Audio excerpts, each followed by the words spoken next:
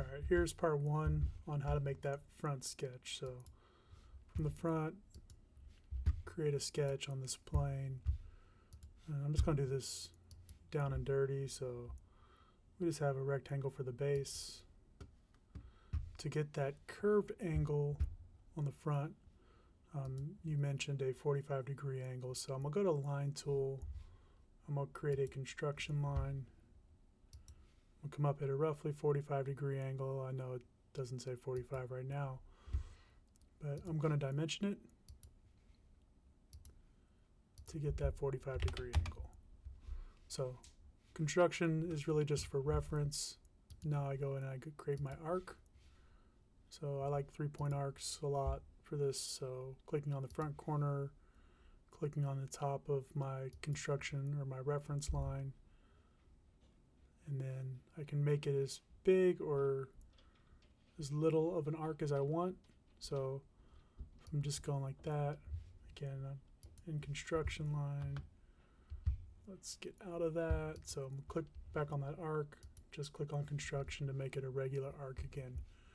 From here, since I kind of like that one, do the offset tool, click on that initial arc.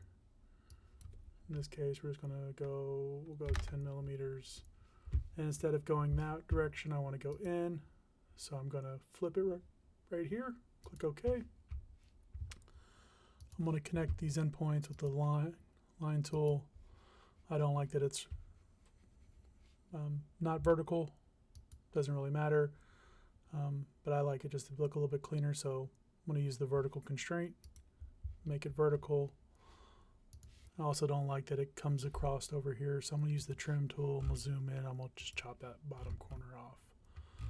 At this point, I don't like the way that this kind of looks very choppy here, in my opinion, from an aerodynamic standpoint. So I'm also going to use tangent. I'm going to click the front face. I'm going to click the arc. Let's undo that. Let's click the arc first and then the rectangle. Let's just bring it back up. There we go. Sometimes when you click on things, it gets a little wonky. So there we go. We've kind of got that. So now you've got your 45-degree-ish curved angle. If we want to make the bottom rounded as well, you've got your fillet tool right here. We're going to click on this bottom corner. We can make it a little more curved if we want. Hit OK. If we want this to be a little bit wider, maybe it's not wide enough for us, we can change this to 25. Finish the sketch.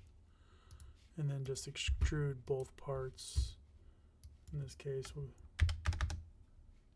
100 millimeters, and we'll make sure we do them both. So there you go.